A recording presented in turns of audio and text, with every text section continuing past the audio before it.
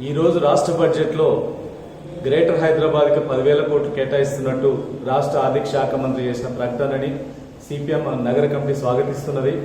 హైదరాబాద్లో మూసీ అభివృద్ధి కోసం, మౌలిక సదుపాయాల కల్పన కోసం, మెట్రో రైలు కొత్త ప్రాజెక్టుల కోసం, అదే రకంగా నీరు, సివరేజ్ సరఫరా మెరుగుదల కోసం ఇట్లాంటి కొన్ని ముఖ్యమైన ప్రాజెక్టు కోసం నిధులు కేటాయించారు. కేటాయించిన నిధుల్లో కూడా లోన్లు కొద్ది భాగం ఉన్నప్పటికీ మెజారిటీగా గ్రాంట్ల కింద బడ్జెట్ కేటాయింపు డైరెక్ట్ గా చేశారు. ఇది జిహెచ్ఎంసీ, హెచ్ఎండిఏ అట్లాగే వాటర్ బోర్డు లాంటి సంస్థలకి కొంతమేరకు నిధులు అందుబాటులోకి వచ్చి కొన్ని పనులు చేయడానికి అవకాశం ఉంటుంది. ఎందుకంటే హైదరాబాద్ 1 కోటి జనాభా ఉండి వేగంగా విస్తరిస్తున్న నగరం. ఈ నగరంలో మౌలిక వస్తువులు లేక చిన్న వర్షం పట్టినా కానీ హైదరాబాద్ అంతా ఈరోజు అతలాకుతలం అవుతున్నట్టు పరిస్థితుంది. మౌలిక వస్తువుల కల్పన చాలా అవసరం. దానికోసం 3,000 కోట్లకు హై సిటీ ప్రాజెక్ట్ కింద కేటాయించారు. డెఫినెట్ గా ఈ ఉపయోగం జరుగుతుంది. అయితే హైదరాబాద్ ఇంత పెద్ద నగరానికి ఈ 10,000 కోట్లతో పెద్ద మార్పు జరిగే అవకాశం లేదు.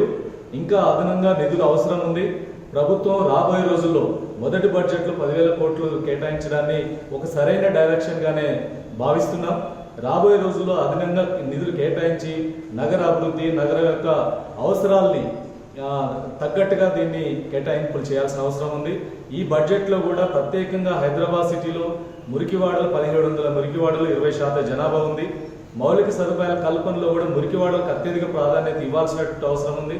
అలాగే సిటీలో మెట్రో రైలుకి ప్రభుత్వం ప్రాధాన్యత ఇచ్చింది. దాంతోపాటు సిటీలో ప్రజా రవాణా పెరగాలంటే ఆర్టీసీ బస్సుల సంఖ్య పెరగాలి. ఆ బస్సుల పెరుగుదల కోసం అవసరమైన బడ్జెట్ కేటాయింపులు కూడా జరగాల్సినటువంటి అవసరం ఉంది. మరి ఆర్టీసీ కేటాయించిన బడ్జెట్ లో హైదరాబాద్ సిటీలో కొత్త బస్సుల కొనుగోలు వాటి కోసం కూడా కేటాయించాల్సిన అవసరం ఉంది. గత ప్రభుత్వం ఈ హైదరాబాద్ అభివృద్ధి పట్ల దానికి అవసరమైన నిధులు ఇవ్వడంలో చాలా నిర్లక్ష్యం చేసింది.